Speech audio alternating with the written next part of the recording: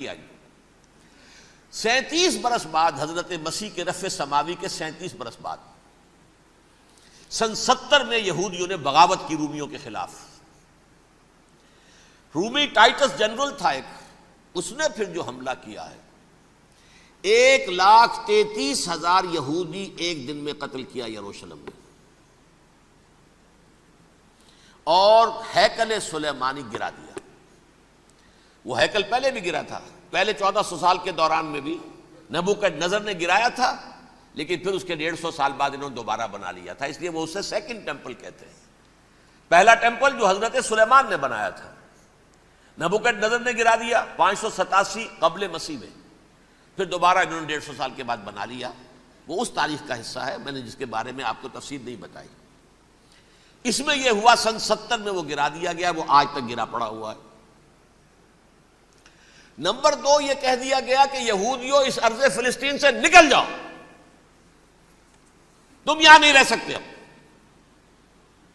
لہذا جس کا جہاں سینگ سمایا چلا گیا، یورپ میں چلے گئے، ایشیا میں آ گئے، عرب میں آ گئے یہ 3 قبیلے جو رات بھی میں نے عرض کیا تھا، بنو قینقاع، بنو نذیر اور بنو قریظہ، یہ وہاں سے آ کے مدینے میں آباد ہو گئے، جس کا جہاں سینگ سمایا۔ افریقہ میں، ہندوستان میں، جہاں چلے گئے۔ ڈایاسپورا اسے کہتے ہیں، وہ آپ نوٹ کر لیجیے اس لفظ کو، ڈایاسپورا، ہمارا دور انتشار، جبکہ ہمیں ہماری اصل سرزمین تو فلسطین ہے، حضرت ابراہیم کا مسکن، حضرت اسحاق حضرت یعقوب کا مسکن فلسطین، یہ ہے ہماری اصل جاگیر، یہ تو ہماری جدی پشتی جاگیر ہے، لیکن یہاں سے نکال دیے گئے سن 70 عیسوی میں، اور وہاں سے لے کے 1917 تک ان کا ڈایاسپورا جاری رہا۔ یہ دور انتشار ہے۔ اس دور انتشار کے اب چند حصے ہیں جس کو میں چاہتا ہوں کہ آپ علیحدہ علیحدہ سمجھ لیں۔ دور انتشار کا جو پہلا جو ہے تقریباً 300 برس رومی حکمران تھے، وہ یہودیوں کے بھی دشمن تھے اور عیسائیوں کے بھی دشمن تھے۔ عیسائی اور یہودی ایک دوسرے کے بھی دشمن تھے، لیکن رومی سمجھتے تھے کہ یہ ایک ہی تھیلی کے چٹے بٹے ہیں۔ رومیوں کے نزدیک عیسائی بھی یہودیوں ہی کا ایک فرقہ تھے، کوئی علیحدہ مذہب تو تھا ہی نہیں۔ لہذا رومی جو ہیں رومنز، وہ ان دونوں کو ستاتے تھے، مارتے تھے، اور یہ آپس میں لڑتے تھے۔ یہودی عیسائیوں کو مارتے تھے، عیسائی یہودیوں کو مارتے تھے۔ یہ ہے 300 برس تک کی تاریخ۔ سن 300 عیسوی میں کیا ہوا؟ ایک معجزہ ہو گیا۔ بہت عظیم ایمپرر کانسٹنٹائن، قسطنطین اعظم، رومن ایمپررز میں سے بہت بڑا ایمپرر، وہ عیسائی ہو گئے۔ اب تو معاملہ بالکل تلپٹ ہو گیا، پوری سلطنت عیسائی ہو گئی۔ اب عیسائیوں کے عیش ہو گئے اور یہودیوں پہ مار پڑنی شروع ہوئی۔ اب عیسائیوں کا آپ خود سوچئے کہ جنہیں وہ خدا بنا بیٹھے ہیں، خدا کا بیٹا قرار دے رہے ہیں، ان کے قاتل کون؟ یہودی بدماش۔ لہذا ان کی وہ پٹائی شروع ہوئی ہے یورپ میں، پوری رومن امپائر میں، انہیں ذلیل کیا گیا، شہروں میں آمد بند، علیحدہ رہو، گھیٹوز کے اندر رہو۔ یہودی کا نام جو ہے وہ گالی بن گیا، جیسے آج بھی یہودی گالی کہتے ہیں، جیسے خنزیر کا لفظ، آخر وہ بھی اللہ کی مخلوق ہے، لیکن آپ کو معلوم ہے کوئی شخص زبان پر نام نہیں لانا چاہتا خنزیر کا، سور کا، ہے تو مخلوق، وہ بھی ایک حیوان ہے۔ ایسے ہی یہ ہے یہودی گالی، گیوٹ گالی۔ لہذا ایک طرف تو ان دونوں کے درمیان دشمنی، جس کو قرآن کہتا ہے وَأَغْرَيْنَا بَيْنَهُمُ الْعَدَاوَةَ وَالْبَغْضَاءَ، ہم نے ان کے مابین دشمنی جو ہے پیدا کر دی۔ اور جب یہ پوری سلطنت عیسائی ہو گئی تو قافیہ تنگ ہو گیا یہودیوں کا۔ اب آئیے 571 عیسوی، یعنی جب کہ ڈایاسپورا کو کتنا عرصہ ہو چکا تھا؟ 500 برس۔ سن 70 سے شروع ہوا نا ڈایاسپورا، جب ٹائٹس نے گرایا ہے ہیکل کو اور نکال باہر کیا انہیں فلسطین سے، بھاگ جاؤ یہاں ایک یہودی بھی نہیں رہے گا، فلسطین سے نکال دیے گئے۔ اس کے پورے 500 برس بعد سن 571 عیسوی میں حضور کی پیدائش ہوئی، ولادت باسعادت محمد الرسول اللہ صلی اللہ علیہ وسلم۔ 610 میں آپ پر وحی کا آغاز ہوا، لیکن حضور کے ساتھ ان کا معاملہ کیا رہا؟ اول تو جب کہ حضور ابھی مکے ہی میں تھے، یہودیوں نے ریشہ دوانیاں شروع کر دی حضور کے خلاف۔ قریش مکہ کو سکھاتے تھے، پڑھاتے تھے، ان سے یہ پوچھو، ان سے یہ پوچھو، انہیں اس طرح تنگ کرو، ان سے یہ امتحان لو، یہ آپ کے علم میں ہے۔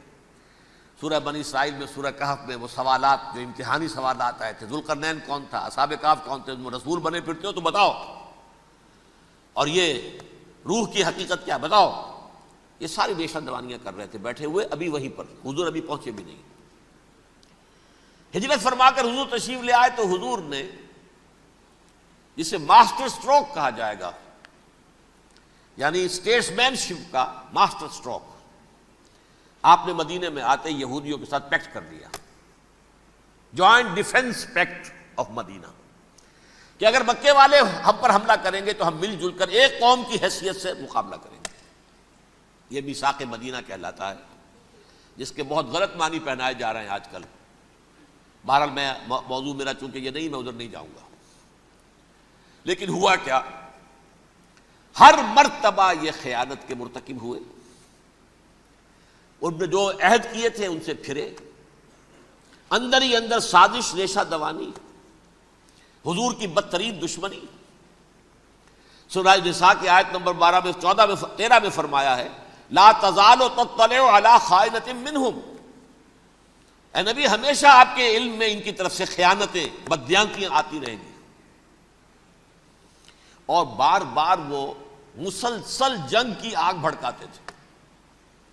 قریش کو دعوت دیتے، آؤ آؤ آؤ، ہم اندر سے بغاوت کر دیں گے، تم آؤ تو صحیح، ختم کریں محمد کو اور اہل ایمان کو صلی اللہ علیہ وسلم ورضی اللہ تعالی عنہم اجمعین۔ لیکن پھر جب وہ آتے تھے تو یہ دبک جاتے تھے، ان میں ہمت نہیں تھی، میدان کے مرد نہیں رہے تھے۔ یہ سورہ حشر میں ان کا نقشہ کھینچا گیا ہے، کھلے میدان میں مقابلے کی اس کے اندر صلاحیت ہی نہیں ہے۔ یہ تو فصیلوں کے پیچھے سے، جیسے عورتیں کہیں دیہات میں لڑائی ہوتی ہے تو مرد جو ہے گلیوں میں لڑتے ہیں، عورتیں اوپر سے پتھر پھینکتی ہیں، بس وہ کام یہ کر سکتے تھے، من ورائے جدر، فصیلوں کے پیچھے سے، جنگ میں میدان میں نہیں آ سکتے۔ بہرحال قرآن مجید میں ہے یہ، سورہ مائدہ کی آیت نمبر 64، کلما اوقدوا نارا للحرب اطفاها اللہ، اکثر و بیشتر مواقع پر تو یہ جب آگ بھڑکاتے تھے جنگ کی، اللہ اسے بجھا دیتا تھا۔ لیکن بہرحال اس کے باوجود جنگیں ہوئی، غزوہ بدر، غزوہ احد ہوئی کہ نہیں، یہ ساری اصل شرارت ہوئی، اور اس کے نتیجے میں حضور نے پھر ایک ایک کر کے 3 قبیلوں کو سزا دی۔ غزوہ بدر کے فوراً بعد بنو قینقاع نکالے گئے مدینے سے، غزوہ احد کے فوراً بعد بنو نذیر نکالے گئے، اور غزوہ احزاب کے بعد بنو قریظہ نکال دیے گئے۔ یہ تو میں نے آپ کے سامنے رکھ دیا صرف حضور کے زمانے میں ان کا کیا رویہ رہا، دشمنی۔ رات بھی ہم نے وہ آیت پڑھی تھی، لَتَجِدَنَّ أَشَدَّ النَّاسِ عَدَاوَةً لِلَّذِينَ آمَنُوا الْيَهُودُ وَالَّذِينَ أَشْرَكُوا، اہل ایمان کی دشمنی میں شدید ترین تم پاؤ گے یہودیوں کو اور مشرکین کو، مشرکین بھی بعد میں ہے، پہلے یہودی۔ حضور کے بعد کیا ہوا اب یہ نوٹ کیجئے، یہ ان کی تاریخ کا دوسرا دور۔ حضرت عمر رضی اللہ تعالیٰ عنہ کا عہد خلافت ہے، بیت المقدس کا محاصرہ کیا گیا، فصیل بڑی اونچی، شہر اندر سے سیلف سفیشینٹ، حملے کا راستہ کوئی نہیں، محاصرہ طول کھینچ رہا ہے، لیکن ان کے پاس رسد بھی موجود ہے، پانی بھی موجود ہے، وہ دروازے بند کر کے بیٹھے ہوئے ہیں۔ بالآخر اللہ تعالیٰ کی مشیت کا ظہور کیسے ہوا، ان کے کچھ علماء آئے فصیل پر، کہا دیکھو مسلمانوں، تم قیامت تک بھی یہاں پڑے رہو گے محاصرہ کر کے ہمارا، یہ شہر فتح نہیں ہوگا۔ ہاں ایک درویش بادشاہ کے ہاتھوں یہ شہر فتح ہونا ہے، لیکن تمہارے اندر ہمیں وہ نظر نہیں آ رہا۔ ابو عبیدہ بن الجراح رضی اللہ تعالی عنہ، امین هذه الامہ، ان کا فوراً ذہن گیا، وہ درویش بادشاہ مدینے میں بیٹھا ہوا ہے، عمر رضی اللہ تعالی۔ اب ایک اور عمر بھی ہے جو قندھار میں بیٹھا ہے، نقشہ وہی ہے، سادگی کی حد تک نقشہ وہی، بالکل وہی، اپنی آنکھوں سے دیکھا ہے، وہی سادگی۔ عمر اول، عمر ثانی تھے عمر بن عبد العزیز۔ اب ایک اللہ کے فضل سے اللہ تعالیٰ ایدہ اللہ بنصرتہ، اللہ تعالیٰ ان کی نصرت فرمائے، دشمنوں کو ان کے مقابلے میں نیست و نابود کرے۔ انہوں نے ریکویسٹ بھیج دی کہ حضور تشریف لائیے، یہ شہر فتح ہو جائے گا۔ وہ ہے سفر تاریخی، اتنا طویل سفر، تقریباً 700 میل، ایک اونٹ، ایک خادم، ایک منزل پہ امیر المومنین اوپر بیٹھے، خادم آگے چل رہا ہے، اگلی منزل پہ خادم اوپر بیٹھا ہے، امیر المومنین آگے جا رہے ہیں۔ اور جب پہنچے ہیں تو وہ باری تھی خادم کی، انہوں نے ہاتھ جوڑ دیا، حضور خدا کے لیے تم کیا کہیں گے لوگ، وہ میرا برا حال کر دیں گے، تمہیں شرم نہیں آئی؟ امیر المومنین پیدل آگے چل رہے ہیں نکیل پکڑ کر، اور تم بیٹھے ہو اوپر براجمان ہو۔ حضرت عمر فرمایا الدور دورک، نہیں باری تمہاری ہے، بیٹھ۔ اس حال میں پہنچے ہیں، اور پھر یہ کہ ابو عبیدہ بن الجراح آئے ہیں، استقبال کیا ہے تو دیکھا ہے اس حال میں چلے آ رہے ہیں، عمر نکیل پکڑے ہوئے چلے آ رہے ہیں، اور کہتے ہیں کہ کہیں کیچڑ ویچڑ تھا، جوتے خراب ہو گئے تھے، وہ بھی اتار کے ہاتھ میں پکڑے ہوئے، کپڑے تو تھے ہی پھٹے ہوئے۔ انہوں نے کہا بھی حضرت ابو عبیدہ نے، دیکھیے یہ بڑا متمدن ملک ہے، بڑا مہذب علاقہ ہے یہ، آپ ذرا حلیہ اپنا دوست فرما لیں تب جا کے پیش ہم آپ کو کریں گے۔ آپ نے فرمایا نحن قوم اعزنا اللہ بالاسلام، ہم وہ قوم ہیں جنہیں اللہ نے عزت دی ہے اسلام کے ذریعے سے، کپڑوں کے ذریعے سے نہیں، دولت کے ذریعے سے نہیں۔ اسی حال میں گئے ہیں، اوپر سے انہوں نے کھڑے ہو کر نشانیاں دیکھی ہیں، اپنی کتابیں کھولی، ہاں یہ وہی ہیں، اچھا لو جی سرنڈر، شہر تمہارے ہاتھ میں۔ خون کا ایک قطرہ نہیں بہا اور بیت المقدس فتح ہو گیا۔ لیکن اس وقت حضرت عمر نے ایک نرمی یہ کی کہ یہودیوں کے لیے بھی اسے اوپن سٹی قرار دے دیا۔ یہ احسان عظیم حضرت عمر کا، اس سے پہلے یہودی آ ہی نہیں سکتا تھا، داخل ہی نہیں ہو سکتا تھا، وہاں وہ آ کر وزٹ نہیں کر سکتا تھا، زیارت نہیں کر سکتا تھا اپنے مقدس مقامات کی۔ حضرت عمر نے یوں سمجھیے کہ تقریباً 550 برس کے بعد ان کے لیے راستہ کھولا ہے کہ ہاں تم آ سکتے ہو، زیارت کر سکتے ہو۔ لیکن یہ عیسائیوں نے لکھوایا معاہدے کے اندر، انہیں یہاں آپ آباد ہونے کی اجازت نہیں دیں گے، لیکن کم وزٹ دی پلیسز، دیکھیں زیارتیں کریں اور جائیں۔ یہ معاہدہ حضرت عمر کا ہے رضی اللہ تعالیٰ، جو پھر خلافت راشدہ کے بعد بنو امیہ نے بھی اس کو آنر کیا، بنو عباس نے کیا، پھر جو ہمارے یہ ترکوں میں اندر خلافت آئی تو ترک خلفاء نے بھی اس معاہدے کی پوری پابندی کی۔ فلسطین میں آ سکتے ہیں یہودی صرف زائرین کی حیثیت سے، وہاں آباد نہیں ہو سکتے۔ اب آئیے اگلا دور آیا حضرت عثمان کا دور خلافت۔ یہ ہے وہ وقت کہ اب یہود نے امت مسلمہ کی پیٹھ میں چھرا گھونپا۔ وہ کیسے؟ ایک یہودی عبداللہ ابن سبا اسلام کا لبادہ اوڑھ کر آ گیا، معاشرے کا جائزہ لے لیا، ان میں بنو ہاشم اور بنو امیہ میں جو پرانی کشاکش تھی اس کے کچھ نہ کچھ جراثیم باقی ہیں، اگر ان کو ذرا بھڑکا دے تو مسلمانوں میں انتشار پیدا ہو جائے۔ کہا یہ عثمان کون ہے؟ یہ تو بنو امیہ میں سے ہے، یہ حق تو بنو ہاشم کا ہے، خلافت ان کے پاس ہونی چاہیے، محمد کے تو رشتہ دار وہ ہے صلی اللہ علیہ وسلم۔ عوام الناس کے اندر بات پھیلنی شروع ہوئی، پھر ایک بڑی سازش کے انداز میں حضرت عثمان کے خلاف پروپیگنڈا، حضرت عثمان کے جو عاملین تھے، گورنر تھے، ان کے خلاف پروپیگنڈا، اور ایسی ہوشیاری کرتے تھے کہ کوفے میں کوفے کے حاکم کے خلاف کچھ نہیں کہنا، اجی مصر میں یہ ہو رہا ہے، اجی شام میں یہ ہو رہا ہے، اجی یہ جو عثمان ہے وہ یہ کر رہا ہے، یہ ظلم ہو رہا ہے، یہ لوٹ مار ہو رہی ہے، یہ خیانتیں ہو رہی ہیں۔ اب نہ تو اس زمانے میں مینز آف کمیونیکیشن، کیسے تصدیق کریں؟ افواہیں تو آپ آج کراچی کے اندر شروع ہو جائے تو پتہ نہیں چل سکتا کسی کو کہ کیا اس میں صداقت ہے کیا جھوٹ ہے، اور بری بات جو ہے فطرت انسانی کی کمزوری ہے وہ فوراً قبول کرتا ہے، کسی کے بارے میں اچھی بات ماننے کو تیار نہیں ہوتا لیکن بری بات تو فوراً تیار۔ بہرحال یہ فتنہ انہوں نے اٹھایا، حضرت علی کی الوہیت کا فتنہ اٹھایا، حضرت عثمان کے خلاف الفتنۃ الکبریٰ برپا کیا، حضرت عثمان شہید ہوئے۔ اس کے بعد 5 برس تک مسلمان ایک دوسرے کی گردنیں کاٹتے رہے، باہمی خانہ جنگی ہوئی، امت کو وہ زخم لگایا ہے جو آج تک جس سے خون رس رہا ہے۔ یہ شیعان عثمان اور شیعان علی تھے جو بعد میں پھر سنی اور شیعہ ہو گئے اور آج تک ہے۔ فتنہ کس نے جگایا؟ ایک عبداللہ ابن سبا یہودی اور اس کے کارندے، شیطان کا ایجنٹ، اور انسانوں میں سے بھی اس کے جو بھی حواریین تھے اور شیطانوں کے اندر سے بھی تھے، انہوں نے بھی اس آگ کو بھڑکایا۔ یہ آپ سوچ لیجئے کہ یہ کس نے وہ زخم لگایا؟ یہودی۔ اگلا دور آیا، خلافت راشدہ ختم ہوئی، بنو امیہ کا بھی دور کافی گزر گیا۔ طارق ابن زیاد 712 عیسوی میں حملہ کرتے ہیں اسپین پر۔ اسپین اس وقت عیسائیت کا بہت بڑا گڑھ، بڑے کٹر ترین عیسائی جو ہے وہ اسپین میں تھے، لہذا یہودیوں کی وہاں بہت پٹائی ہوتی تھی، یہ میں بتا چکا ہوں، دشمنی تھی ان کی تو چلی آ رہی تھی عیسائیوں کے ہاتھوں یہودیوں کی۔ وہ تو سن 300 عیسوی سے ایمپرر کانسٹنٹائن کے بعد سے شروع ہو گئی تھی۔ اس حوالے سے یہودیوں نے اس وقت چالاکی یہ برتی، کچھ راستے واسطے بتائے، کچھ مدد کی طارق ابن زیاد کی۔ طارق ابن زیاد نے انہیں اپنا محسن سمجھا، ہسپانیہ فتح ہو گیا تو یہودی چونکہ محسنین کی فہرست میں آ چکے تھے، انہیں بہت اقتدار نصیب ہوا، بڑی سپورٹ مسلمانوں نے دی۔ ان کے بڑے بڑے علماء جو ہیں اسی دور کے اندر پیدا ہوئے، بڑے بڑے تھنکرز ان کے اسی دور میں پیدا ہوئے۔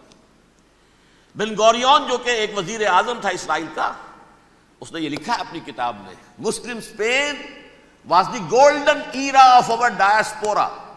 وہ ڈائسپورا جو 70 عیسوی سے شروع ہوا تھا اور 1917 عیسوی تک جاری رہا ہے، اس میں سے گولڈن ایرا ہمارا جو تھا وہ مسلم اسپین تھا۔ ہسپانیہ میں بیٹھ کر ہم نے عیش کیے،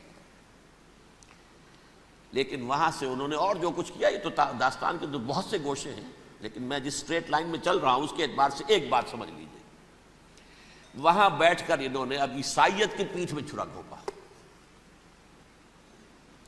پروٹیسٹنٹ مذہب پیدا کیا، تقسیم کر دیا، جیسے شیعہ سنی کی تقسیم، عبداللہ ابن سبا، رومن کیتھولک اور پروٹیسٹنٹ کی تقسیم، یہودی علماء۔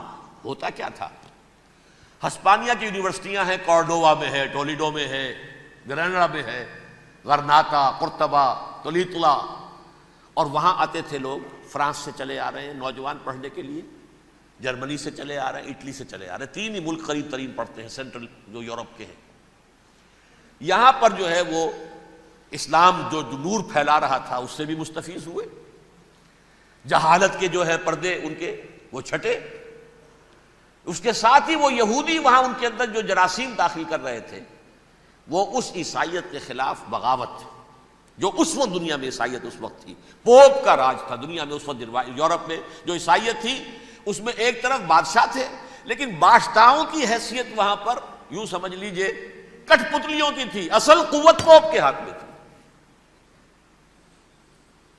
اور پوپ کو انہوں نے جیسے قرآن نے کہا اتخذوا احبارہم و رہبانہم اربابا من دون اللہ، چونکہ سینٹ پال نے شریعت موسوی ساقط کر دی تھی تو اب شریعت تھی ہی نہیں، پوپ کو اختیار تھا جس چیز کو چاہے حلال قرار دے دے، جس چیز کو چاہے حرام قرار دے دے۔ اتخذوا احبارہم و رہبانہم اربابا من دون اللہ۔ انہوں نے کہا صاحب یہ پوپ کس بلا کا نام ہے، یہ بھی انسان ہے، بات تو ٹھیک تھی نا، اصل حیثیت تو کتاب کی ہونی چاہیے نا، ڈیوائن بک، دی ریویلڈ اسکرپچر، لہذا یہ کتاب ہر شخص پڑھ سکتا ہے، کوئی پوپ کے باپ کو جو ہے کوئی اس کے لیے پروپرائٹری رائٹس تو نہیں ہے کہ صرف پوپ پڑھ سکتا ہے یا پادری پڑھ سکتے ہیں، ہم بھی پڑھ سکتے ہیں، ہم بھی سمجھ سکتے ہیں۔ یہ باتیں تھی کہ جن کو بڑھا چڑھا کر بیان کر کے اور پوپ کا اقتدار ختم کرا دیا اور توجہ مرکوز کر دی بائبل کی طرف۔ اب بائبل میں بڑا حصہ تو اولڈ ٹیسٹامنٹ کا ہے، نتیجہ کیا ہوا؟ یہود کی عظمت پروٹیسٹنٹس کے نزدیک مسلم ہو گئی۔ اصل قوم تو یہ ہے، وہ دشمنی بدلی کہ نہیں بدلی؟ موسیٰ کے امتی یہ ہے، تورات موسیٰ کو دی گئی، ابراہیم کی نسل یہ ہے، لہذا وہ جو دشمنی تھی، جو عداوت تھی کہ ہمارے خدا کو سوری چڑھانے والے ہیں یہ بدماش، اس کا ازالہ ہوا۔ اس پروٹیسٹنٹ مذہب کے نتیجے میں یہ میں اب آپ کو بتاتا ہوں کہ ایک نتیجہ وہ نکلا ہے جسے برٹرنڈ رسل نے بیان کیا ہے. اس کی کتاب ہے ان پریز آف آئیڈلنس، صفحہ 108. وہ لکھتا ہے the Christians retaining the Judaic belief in special revelation added to it the Roman desire for worldwide domination and the Greek taste for metaphysical subtleties. The combination produced the most fiercely persecuting religion that the world has yet known. یہ تین چیزیں آ کر عیسائیت میں مل گئی. ایک تو جب یہ اولڈ ٹیسٹمنٹ جو ہے وہ ان کے ہاتھ میں آ گئی، اور اس کے میں کچھ آپ کو بتا دیتا ہوں کہ اولڈ ٹیسٹمنٹ کی تعلیمات، کیونکہ یہ اولڈ ٹیسٹمنٹ جو ہے یہ محرف تھی. اصل تورات تو گم ہو گئی تھی 587 قبل مسیح میں، جب پہلی مرتبہ ہیکل جو ہے تباہ ہوا ہے، اس وقت ختم ہو گئی تھی. اس کے کوئی 150 سال کے بعد انہوں نے یادداشتوں سے مرتب کر کے لکھی ہے. اب اس میں ان کے اپنے خیالات، اپنے امانی، اپنی توجیحات وہ شامل ہو گئی. لہذا میں آپ کو حوالے دیتا ہوں اس کتاب کے اندر مظالم کی جو تعلیم دی گئی ہے. اہل کتاب نے اپنے مظالم قتل عام کے جواز کے لیے تورات میں تبدیلیاں کی اور پیغمبروں پر دہشت ناکی اور بدترین حرام کاری کے الزامات لگائے. سنیے، پہلا حوالہ ہے یہ گنتی باب 31 آیات 17-18. اس لیے ان بچوں میں جتنے لڑکے ہیں سب کو مار ڈالو، اور جتنی عورتیں مرد کا منہ دیکھ چکی ہیں ان کو بھی قتل کر ڈالو، لیکن ان لڑکیوں کو جو مرد سے واقف نہیں اور اچھوتی ہیں اپنے لیے زندہ رکھو. یہ کسی اللہ کی کتاب کا یہ جملہ ہو سکتا ہے؟ کسی ریویل بک کا؟ اور سنیے، یہ ہے استثناء ڈیٹرانومی باب 20 آیت 16-18. پر ان قوموں کے شہروں میں جن کو خداوند تیرا خدا میراث کے طور پر تجھ کو دیتا ہے، کسی ذی نفس کو جیتا نہ بچا رکھنا، جیسا خداوند تیرے خدا نے تجھ کو حکم دیا بالکل نیست کر دینا. مرد، عورتیں، بچے، بوڑھے سب ختم. یہ کتاب مقدس ہے. اور سنیے، سیموئیل باب 27 آیت نمبر 9. اور داؤد نے اس سرزمین کو تباہ کر ڈالا اور عورت مرد کسی کو جیتا نہ چھوڑا. نمبر 4، ان سب آباد شہروں کو ماں، عورتوں اور بچوں کے بالکل نابود کر ڈالا. کتاب استثناء باب 3 آیت 6. یہ ہے جو کہہ رہا ہے برٹرنڈ رسل. کرسچینٹی میں آ کر اب یہ تین چیزیں شامل ہو گئی. ایک تو یہ باربیرین یہ تعلیم جو ہے، اور یہ مذہب کے نام پہ تعلیم، یہ کتاب مقدس کی تعلیم. نمبر 2، رومنز کے اندر جو ایک تمنا تھی ورلڈ ڈومینیشن کی، وہ عیسائیت کے اندر آ گئی. اس لیے کہ پوری رومن امپائر جو ہے عیسائی ہو گئی، تو اسے وراثت کے اندر ورلڈ ڈومینیشن کی جو ایک تمنا تھی وہ مل گئی.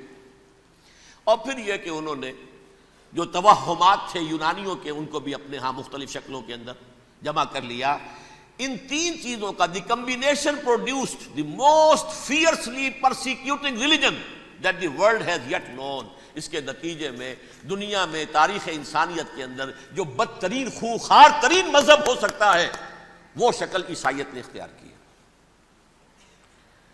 اور اس کا مظہر عتم کیا تھا؟ نوٹ کیجئے، صلیبی جنگیں. ایک بات ٹائم ٹیبل کے اعتبار سے نوٹ کر لیجئے گا. فرسٹ ملینیم ختم ہوا، سیکنڈ شروع ہوا. ان کے 1000 سال ختم ہوئے تو 11ویں صدی میں سیکنڈ ملینیم شروع ہوا، تو پہلی صلیبی جنگیں ہوئی. لاکھوں مسلمان قتل کیے گئے.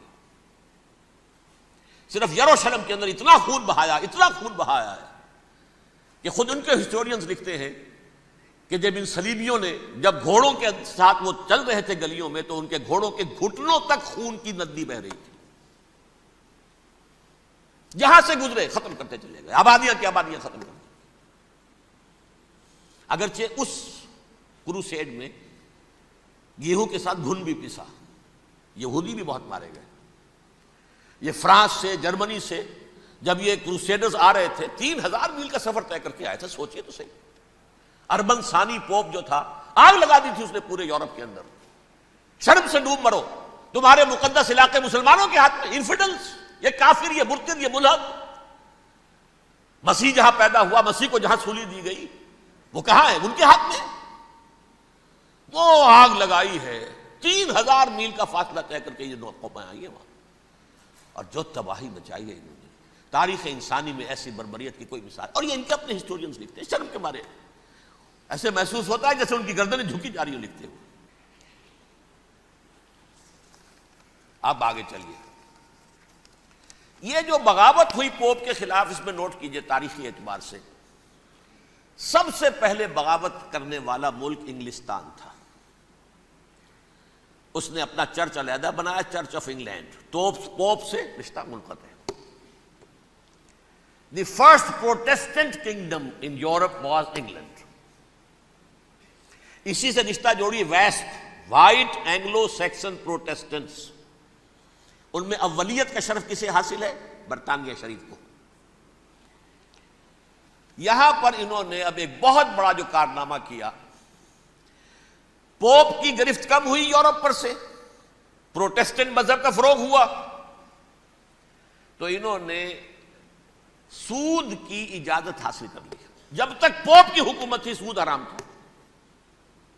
نو ٹرانزیکشن, نہ انٹرسٹ نہ یوزلی, کچھ بھی نہیں. پروٹیسٹنٹس کے ذریعے سے سود کی اجازت حاصل کر لی. اس کے بعد بڑے بڑے بینک بنا کر بیٹھ گئے, house of Rothschilds, house of Goldsmiths. یہ عمران خان صاحب کے جو خسر جو تھے, گولڈ سمتھ, یہ بینکرز, بڑی بڑی فیملیز. ان لوگوں نے کیا کیا؟ اب ریشہ دوانیاں. یورپ میں مختلف ملکوں کے درمیان جنگیں کروائیں سازشوں کے ذریعے سے. وہی کلما اوقدوا نارا للحرب, جنگ کے لیے آگ بھڑکا دینا تو ان کا پرانا مشغلہ تھا. جنگیں کرواتے تھے. پھر فرانس کے بادشاہ کو بھی قرض چاہیے اسلحہ کے لیے, انگلستان کے بادشاہ کو بھی قرض چاہیے. ہاؤس آف روتھ چائلڈز کا ایک نمائندہ وہاں بیٹھا ہے, ایک یہاں بیٹھا ہے, اور منہ مانگے شرح پر سود کے اوپر قرض دے رہے ہیں. ان کو سب کو جو ہے ان کے سارے مالی وسائل کھینچ لیے, دولت پر قبضہ کر کے بیٹھ گئے, اور اس کا نتیجہ یہ نکلا چند 100 سالوں کے اندر کہ فرنگ کی رگے جاں پنجے یہود میں. اس سودی نظام کے ذریعے سے دولت پر ان کا قبضہ. علامہ اقبال 1905 سے 1908 تک رہے تھے نا وہ, لیکن یہ کہ ان کی نگاہ تھی ایسی. گاہ میری نگاہ تیز چیر گئی دل وجود, گاہ الجھ کے رہ گئی میرے توہمات میں. انہوں نے دیکھا ہے کہ فرنگ کی رگے جاں پنجے یہود میں ہے. ابھی ہٹلر کا تو وجود بھی نہیں تھا, بعد میں ہٹلر کو محسوس ہو گیا نا واقعتاً ہمارا اصل دشمن یہ یہودی ہے جو یہاں پر بیٹھا ہوا, جو ہمارا خون چوس رہا ہے. آخر یوں ہی تو نہیں, دماغ اس کا ایسے تو خراب نہیں ہو گیا تھا. یہ قتل عام, یہ ہولوکاسٹ کس لیے؟ اس نے پہچان لیا تھا, اس لیے کہ وہ ویسٹ نہیں تھا, وائٹ اینگلو سیکسن پروٹیسٹنٹس. اصل جادو جو چلا وہ ان پر چلا, اور برطانیہ ان کا سب سے بڑا جو ہے وہ پشت پناہ, مددگار, حامی. اس کے ساتھ ساتھ انہوں نے کوشش کی, یہ ترک خلفاء بیچارے, مرد بیمار تو بن چکا تھا یورپ کے اندر, زوال سے دوچار ہو چکی تھی ترکی خلافت. انہوں نے بھی محل بنائے تھے. آج تجھ کو بتاتا ہوں تقدیر امم کیا ہے, شمشیر و ثنا اول, طاؤس و رباب آخر. بڑے بڑے قرضے لے کر محل بنے تھے یہ, جو آج جا کر آپ استنبول میں دیکھ لیجئے, قرضوں کے اندر بندھے ہوئے. لیکن یہ کہ کم سے کم یہ ضرور کیا کہ بڑی سے بڑی رشوت انہیں یہودیوں نے پیش کی کہ کسی طرح ہمیں فلسطین میں آباد ہونے کی اجازت دے دو. لیکن this goes to their credit,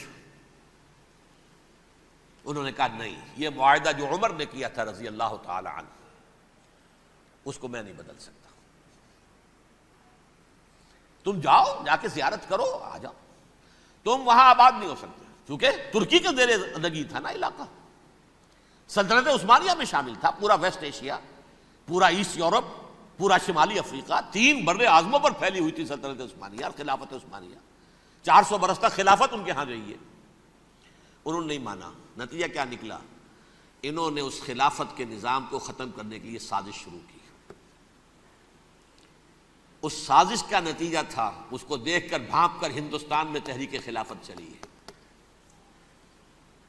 بولی اماں محمد علی کی جان بیٹا خلافت پر دے دو، ساتھ ہوں تیرے شوکت علی بھی جان بیٹا خلافت پر دے دو۔ تحریک چلی، ابھی ختم نہیں ہوئی تھی خلافت، لیکن نظر آ گیا تھا۔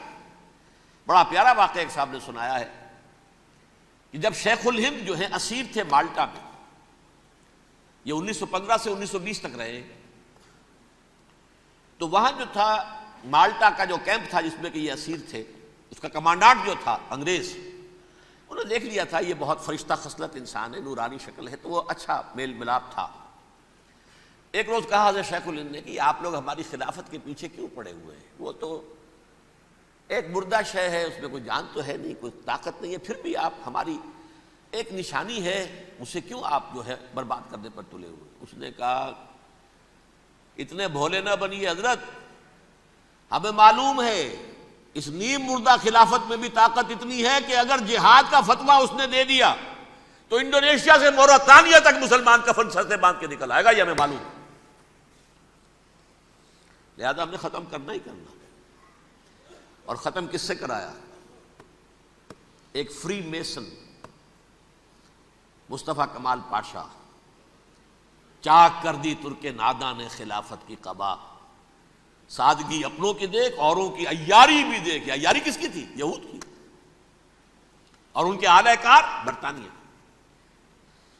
ابھی خلافت ختم بھی نہیں ہوئی تھی، برطانیہ کے ذریعے سے 1917 میں بالفور ڈکلیریشن کے ذریعے سے حق حاصل کر لیا کہ ہاں جا کر یہ آباد بھی ہو سکتے ہیں، چونکہ دوسری جنگ عظیم میں سلطنت عثمانیہ ختم ہو گئی تھی، خلافت نام کی تھی، سلطنت تو ختم ہو گئی، ترکی رہ گیا تھا صرف، اور جنرل ایلنبی کی فوجیں داخل ہو چکی تھی یروشلم میں، یروشلم پر قبضہ برطانیہ کا ہو چکا تھا، اور قبضہ دلوانے والے برطانیہ کو ہمارے ہندوستان کے مسلمان فوجی بھی تھے۔ اربوں نے بغاوت کی ترکوں کے خلاف، اور انگریزوں کی فوج میں ہمارے ہندوستان کے مسلمان سپاہی بھی تھے۔ بہرحال اب چونکہ ان کے پاس آ گیا، برطانیہ نے اعلان کر دیا، بالفور ان کا وزیر خارجہ، Jews have a right to settle in Palestine، وہ جائیں آباد ہو سکتے ہیں۔ یہ 1917 کا اعلان ہے۔ اس کے بعد جو کچھ انہوں نے طریقے برتے ہیں، اس میں دھن دھوس دھاندلی دھوکہ ہر چیز، مثلا دھن گئے جناب یہ آپ مکان بیچیں گے، اچھا جی لے لیجئے، آپ کیا مانگتے ہیں؟ 10 لاکھ، میں 11 لاکھ دیتا ہوں لیکن کل ہی نکل جائیں آپ۔ پیسے کی کمی تھی نہیں، پورا یورپ کا سرمایہ جن کے پاس، بینکرز کے پاس، زائنسٹ موومنٹ اصل میں بینکرز کی موومنٹ تھی۔ 1897 میں جمع ہو کر انہوں نے جو پروٹوکول بنائے تھے وہ کون تھے؟ سب کے سب بینکرز تھے، دولت کی کمی نہیں تھی۔ تم 10 کی بجائے 11 لو، نکل جاؤ۔ یہ کھیت بیچتے ہو کتنے کا؟ بھائی 12 کا، ہم 13 دیتے ہیں بھائی، جلدی سے نکل جاؤ۔ یہ بھی کیا، دھن کے ذریعے سے ڈسپلیس کیا، جہاں زور چلا نکال دیا۔ اور اس کے بعد پھر جب سن 48 میں اسرائیلی ریاست قائم ہو گئی، اب اسرائیلی جو ہے عدالتوں میں استغاثے دائر کرنے شروع، یہ فلاں مکان میرے پڑانے پگڑ دادا سگڑ دادا کا تھا 2000 سال پہلے، اس کے اوپر یہ قبضہ کر کے بیٹھے ہوئے، یہ میرے پاس دستاویزات ہیں، اچھا ٹھیک ہے آپ نکل جائیں، یہ مکان ان کا ہے۔ اس طریقے سے انہوں نے بے دخل کیا فلسطینیوں کو، اور خود وہاں پر قدم جما کر مضبوطی سے بیٹھ گئے۔ یہ ہے کہ جو مغربی اقوام نے کیا ہے، اس میں سیکنڈ جو ہے رول پلے کیا ہے امریکہ نے۔ ویسٹ جو ہے اس کا نمبر 2 امریکہ تھا، اب نمبر 1 امریکہ ہے۔ اب برطانیہ کی کوئی حیثیت ہی اب نہیں ہے، لیکن سب سے بڑا وکیل جو ہے وہ وہی ہے اب بھی۔ لیکن ظاہر بات ہے کہ west white Anglo Saxon Protestants کا امام اس وقت جو ہے وہ برطانیہ، یو ایس اے۔ 1948 میں یہ قائم ہوا، اور یہاں پہ نوٹ کیجئے پاکستان 47 میں قائم ہوا ہے، اور تقریباً 9 مہینے ہیں درمیان میں، اگست 47 اور مئی یا جون 48۔ اس کا کیا مطلب ہے یہ میں بعد میں بتاؤں گا آپ کو۔ پہلی جنگ ہوئی 48 میں، عربوں نے بغاوت کی، اور عرب جیت رہے تھے، اچانک پتہ نہیں کیوں عربوں نے جنگ بند کر دی۔ یہ بالکل یوں سمجھیے کہ پیرلل واقعات ہیں۔ کشمیر میں ہم جیت رہے تھے، بھاگ کر نہرو پہنچ گیا یونائٹڈ نیشنز کے اندر، جنگ بند ہو گئی، ختم ہوا ایسا۔ کچھ اپنوں کی غلطی بھی تھی، کچھ قبائلیوں نے وہاں جا کر سری نگر ایئرپورٹ تک پہنچ گئے تھے، بجائے اس پر قبضہ مکمل کرنے کے لوٹ مار میں لگ گئے، اپنوں کی غلطی بھی تھی، لیکن اس کے باوجود پڑنا بھاری تھا۔ اور اگر سری نگر ایئرپورٹ پر قبضہ ہو گیا ہوتا تو سوال ہی پیدا نہیں ہوتا کہ بھارت جو ہے اپنی فوجیں اتار سکتا، زمینی راستہ تھا ہی نہیں۔ وہی وہاں ہوا ہے، بڑے ہی عجیب طریقے پر عرب جیت رہے تھے، اسرائیل جو ہے شکست کھا رہے تھے، عربوں نے صلح کر دی۔ کچھ مہینوں کے بعد عربوں نے دوبارہ جنگ کی۔ اتنے عرصے میں یہ اسرائیلی، یہ سب جو ہیں جتنے دہشت گرد ہیں اسرائیلی، یہ اس دور کے لوگ ہیں، وہ چاہے مینیجم بیگن تھا یا کوئی اور، یہ سب کے سب اس دور کے ٹیررسٹ۔ اب انہوں نے ڈٹ کر جو مقابلہ کیا، عربوں کو شکست دی بڑی سخت۔ سن 48 میں عربوں کو شکست ہو گئی۔